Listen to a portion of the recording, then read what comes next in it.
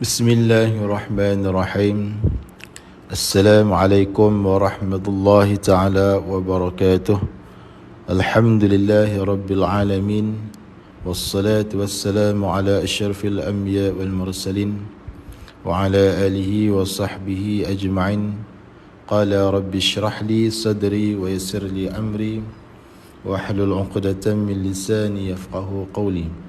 سبحانك لا علم لنا إلا ما علمتنا إنك أنت العليم الحكيم ولا حول ولا قوة إلا بالله العلي العظيم. Alhamdulillah, sedang penonton muslimin muslimat yang dirahmati Allah sekalian, pertama sekali dan selama-lamanya malah sama-sama kita panjatkan kesyukuran kita kepada Allah Subhanahu wa taala kerana dengan limpah kurnianya dapat sama-sama sekali lagi kita bertemu secara live pada petang ini untuk meneruskan perbincangan ataupun perbahasan menggunakan kitab ni, Risalah Al-Misbahul Munir, kitab tauhid, kitab akidah yang sangat terkenal di kalangan para pelajar pondok di seluruh Malaysia khususnya, yang mana kitab ini membahaskan berkaitan dengan sifat-sifat Allah, sifat-sifat Rasul dan perkara-perkara yang berkaitan dengan akidah ahli sunnah wal jamaah, insyaAllah. Jadi petang ni kita sambung, masih lagi dalam sifat maknawiyah lah.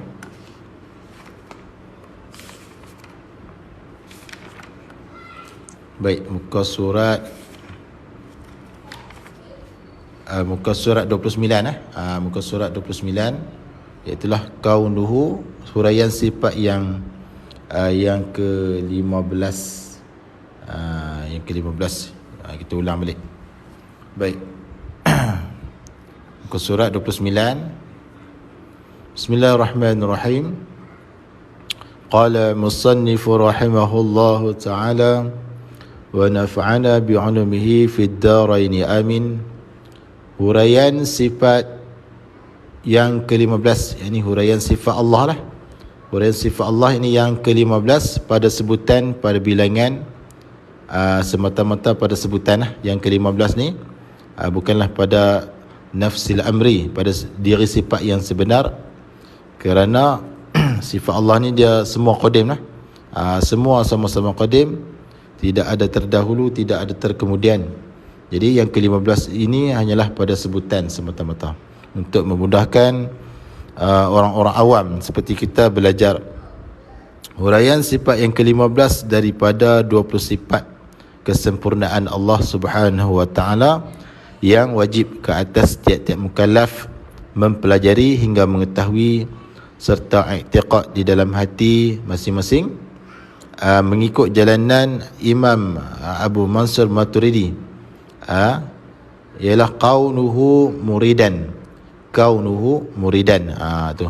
Jadi kaunuhu muridan ni bahasa Arab. Ertinya ataupun terjemahannya ataupun translate-nya, keadaan kaunuhu tu maknanya keadaan Allah Taala. Muridan tu yang di dalam kitab ni ditulis yang menghendaki. Tapi kalau kita ikut terjemahan seorang ulama tauhid yang sangat hebat suatu ketika dulu, yang terkenal dengan panggilan Pak Da'i Mekah, almarhum menterjemahkan dengan berperkehendak. Jadi erti kaunuhu muridan, keadaan Allah Ta'ala yang berperkehendak. Tu, ini terjemahan daripada Pak Da'i Mekah, seorang ulama tauhid yang begitu hebat. Berperkehendak, bukan yang menghendakilah, berperkehendak. Baik.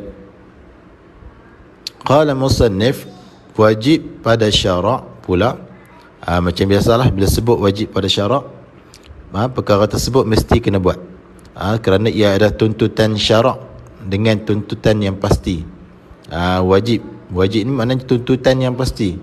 Kalau kita tak buat, dia janji dengan seksa. Kalau kita buat, dia janji dengan pahala. Itu dipanggil wajib pada syarak. Syarak ni Allah Ta'ala lah. Syarak hakiki Allah Ta'ala. Kalau syarak majazi ni Rasulullah. Wajib pada syarak pula dengan mana juga, sebab sebelum ni pun wajib dah. Jadi bila berulang-ulang dia sebut wajib pada syarak pula. Baik. Wajib apa? Wajib atas. Wajib tu atas. Bila sebut wajib atas ni bermaksud wajib syarak. Kalau sebut wajib bagi, wajib akal. Tu beza dah. Wajib atas tiap-tiap mukallaf, sama ada lelaki ataupun perempuan, yang mana yang mukallaf tu wajib ke atasnya. Mukallaf ni maksudnya orang yang diberati hukum syarak ke atasnya dipanggil mukallaf. Hukum syarak ada 5 kan? Wajib, sunat, haram, makruh, harus. Maknanya mukallaf itu diberati hukum tersebut ke atasnya. 5 hukum tersebutlah wajib. Maknanya perbuatan kita ini tak lepas daripada 5 hukum tersebut. Tak lepas daripada haram, tak lepas daripada wajib, tak lepas daripada harus, tak lepas daripada makruh, tak lepas daripada sunat. Maknanya setiap perbuatan kita tu tak lari daripada 5 hukum tersebut. Jadi kita ni diberati hukum tersebut lah, yang dipanggil hukum syarak, ataupun orang panggil hukum taklifi. Boleh panggil juga hukum taklifiah. Hukum tersebut jugalah. Wajib apa? Mengetahui. Wajib tu di atas tiap-tiap mukallaf tu mengetahui, yakni oleh bahawa belajar sehingga mengetahui. Diri belajar itu yang wajib. Nabi kata talabul ilmi faridatun. Menuntut ilmu itu adalah satu kefarduan. Mengaji itu adalah satu kefarduan. Jadi diri menuntut ilmu, diri belajar itulah dikatakan wajib syarak. Manakala diri mengetahui itu adalah rezeki daripada Allah Ta'ala. Kalau Ta'ala rezekikan, kita tahu. Kalau belajar tapi tak mengetahui juga, dimaafkan. Tapi di sini belajar sehingga mengetahui. Belajar tu sehingga mengetahui. Wajib mengetahui itu serta mengaku. Lepas mengetahui itu kena mengaku pula. Mengaku ni maknanya i'tiqad, kena tambat, kena ikat dalam hati. Mengetahui serta mengaku tu di dalam hatinya, di dalam hati tiap-tiap mukallaf tu kena i'tiqad, kena mengaku. Mengetahui mengaku apa tu? Dengan ni dipanggil huruf jar. Kalau dalam bahasa Arab huruf ba tu lah. Ba huruf jar. Dia kaedah dia, tiap-tiap huruf jar dia berkehendak kepada muta'allaq. Dia berkehendak kepada tempat sangkut. Jadi dia nak sangkut pada mana? Sangkut pada fi'il. Fi'il dia mengaku ni lah. Jadi sangkut kat sini. Mengaku apa tu? Mengaku dengan. Mengaku tu dengan tentu sungguh. Mengaku dengan tentu sungguh keadaan Allah Ta'ala tu yang menghendaki, yakni yang berkehendak. Yakni dia mengaku sungguh dalam hati dia. Kata Allah Ta'ala tu keadaan dia, Allah Ta'ala yang berkehendak. Yang berkehendak dengan sifat perkehendak tu lah. Apabila kata keadaan Allah tu yang berkehendak, lazim daripada kata Allah Ta'ala keadaan Allah Ta'ala tu yang berkehendak, malzum dia tentu tidak keadaannya Allah yang tergagah. Bila Allah Ta'ala tu keadaannya berkehendak, maka tidaklah keadaannya Allah yang tergagah, terpaksa, lalai, lupa, ilat dan tabiat. Tergagah ni maknanya terpaksa. Buat makhluk dalam keadaan terpaksa.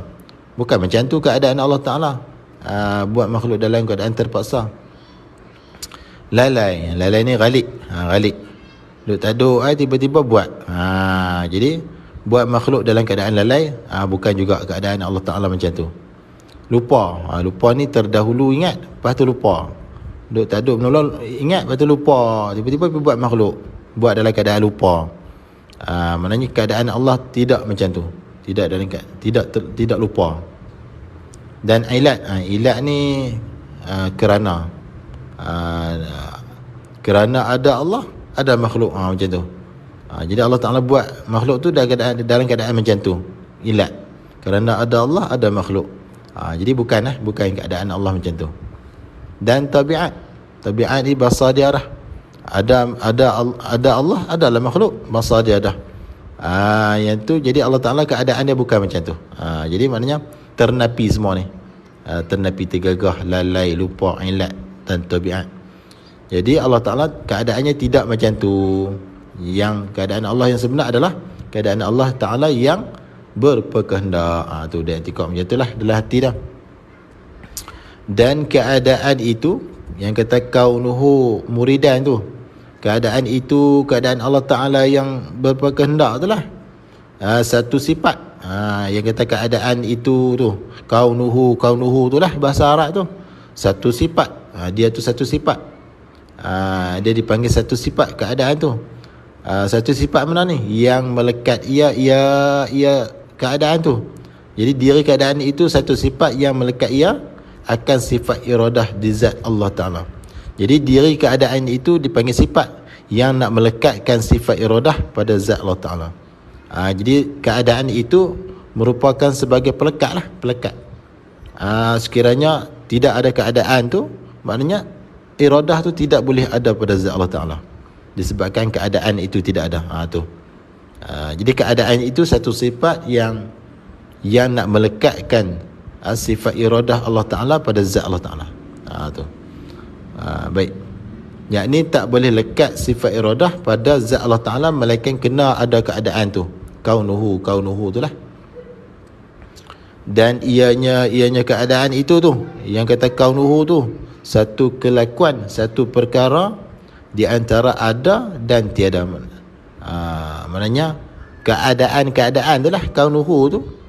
Keadaan Allah Ta'ala tadi tu adalah satu kelakuan di antara ada dan tiada. Maknanya nak naik martabat ada pun tidak, nak turun ke martabat tiada pun tak juga. Maknanya duduk tengah-tengah di antara ada dan tiada.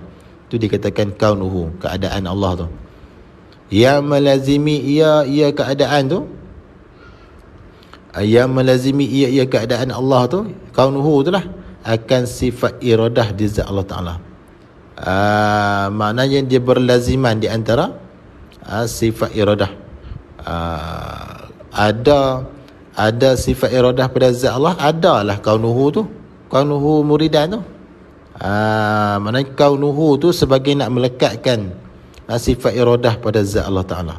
Kalau tak ada kaunuhu tu, tak ada keadaan tu, maka sifat iradah itu tidak boleh ada pada zat Allah Ta'ala. Sebab tidak ada perkara yang nak melekatkan, tidak ada sifat yang nak melekatkan sifat iradah pada zat Allah. Kaunuhu itulah yang melekatkan sifat iradah pada zat Allah Ta'ala. Sebab dia adalah satu sifat di antara ada dan tiada yang melekatkan ia sifat iradah pada zat Allah Ta'ala.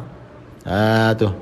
Dan dalil atas demikian itu yang kata keadaan itulah kaunuhu tu, kaunuhu muridan tu, kaunuhu tu. Mana ada dalil? Huraian keadaan tu lah. Dalil tu seperti dalil kaunuhu qadiran dulu.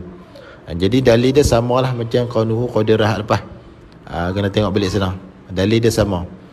Hendaklah engkau perhati daripadanya. Dalil dia samalah. Sama macam dalil apa ni, kaunuhu qadiran yang lepas. Tengok balik. Baik. Baik. Kemudian seterusnya huraian sifat yang ke-16. Huraian sifat yang ke-16 daripada 20 sifat kesempurnaan Allah Ta'ala. Sebenarnya sifat Tuhan ni, sifat kesempurnaan Tuhan ni bukan 20 banyak. Sifat kamalat Tuhan ni banyak, tak terkira. Yang mengetahui hanyalah Allah Subhanahu Wa Ta'ala. Jadi yang ke-16 ni, yang 20 sifat itu adalah yang wajib ke atas tiap-tiap mukallaf mempelajari, mengetahui serta i'tiqad dalam hati masing-masing. Sebenarnya sifat Tuhan ni banyak, tak terkira. Huraian sifat yang ke-16, kaunuhu aliman. Kaunuhu aliman, erti kaunuhu aliman, keadaan Allah Ta'ala yang mengetahui, yakni yang berpengetahuan. Kena sikit, kena takdir sikit. Yang mengetahui, yakni yang berpengetahuan. Kena pakai dengan mana? Berpengetahuan. Ini terjemahan daripada pada Mekah, ulama tauhid yang hebatlah suatu ketika dulu. Qala musannif, wajib pada syarak pula. Samalah macam tadi, wajib syarak ni mesti kena buat. Kalau tak buat dia janji seksa, kalau kita buat dia janji dengan pahala. Wajib pada syarak pula atas tiap-tiap mukallaf. Huraian sama macam tadilah. Tiap-tiap mukallaf, orang yang diberi hukum syarak ke atasnya, wajib mengetahui, yakni belajar hingga mengetahui serta mengaku, yakni i'tiqad di dalam hatinya, hati tiap-tiap mukallaf mengaku apa tu? Dengan tentu sungguh, dengan tentu sungguh sabit tetap di zat Allah Ta'ala itu kaunuhu aliman.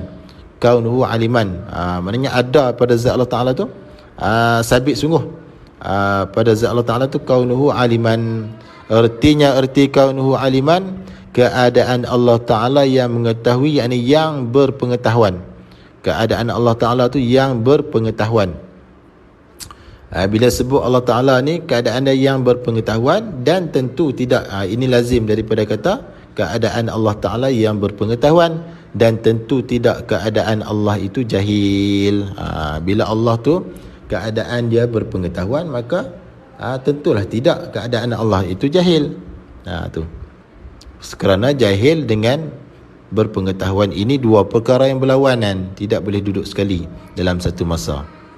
Dan keadaan itu, dan bermula keadaan itu, keadaan Allah Ta'ala yang berpengetahuan tu, ialah sifat, satu sifat yang sabit, yang tetap bagi zat Allah Ta'ala, maknanya yang ada.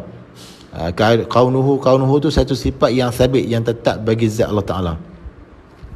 Dan keadaan itu, keadaan Allah Ta'ala yang berpengetahuan tu, kaunuhu aliman tu, ialah satu perkara, satu sifat yang antara ada dan antara tiada. Samalah macam kaunuhu muridan tadi lah.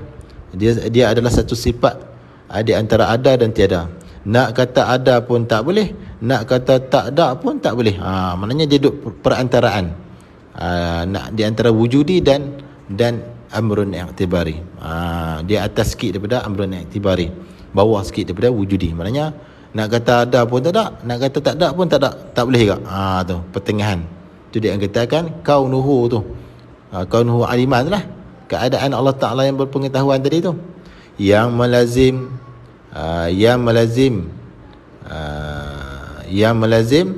dan melekat ia. Dia berlaziman dengan sifat ilmu Allah tu.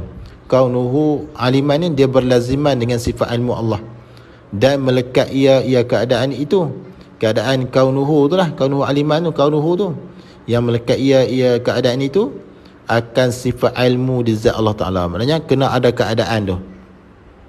Keadaan Allah yang berpengetahuan tu kena ada lah, sebab dialah yang melekatkan sifat ilmu Allah di zat Allah Ta'ala.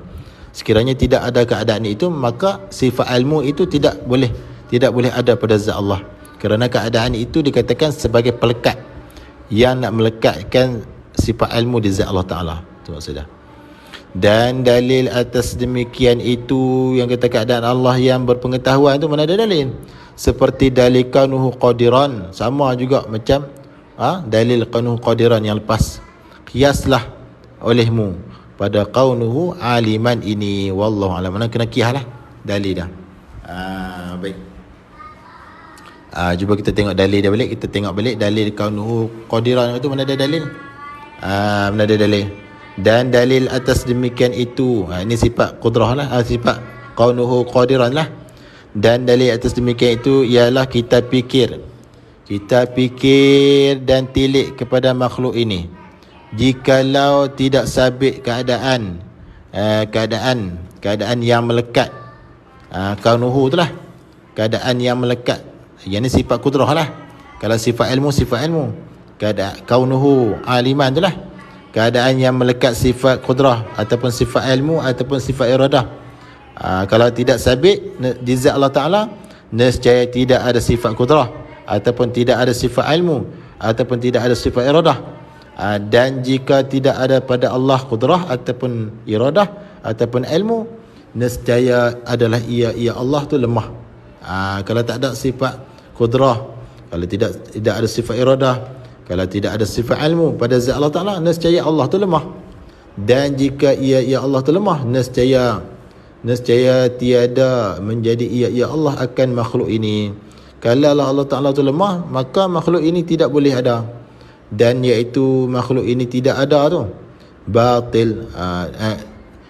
Dan iaitu tiada menjadi ia Allah akan makhluk ini tu batil, karut, mustahil. Kerana makhluk ini sudah ada, yakni sudah ada dengan pandangan musyahadah, dengan pandangan mata kepala kita, maka tetaplah ada pada Allah Ta'ala itu qudrah ataupun iradah ataupun ilmu. Ianya Allah tidak lemah. Kalau begitu, sabitlah keadaan yang melekat ia keadaan akan sifat qudrah ataupun akan sifat iradah ataupun akan sifat ilmu di zat Allah Ta'ala. Itulah dalil lah. Maknanya dalil kaunuhu muridan dengan kaunuhu aliman ni sama macam dalil dalil kaunuhu qadiran. Itulah dalil dah. Jadi begitulah dalil dah. Baik.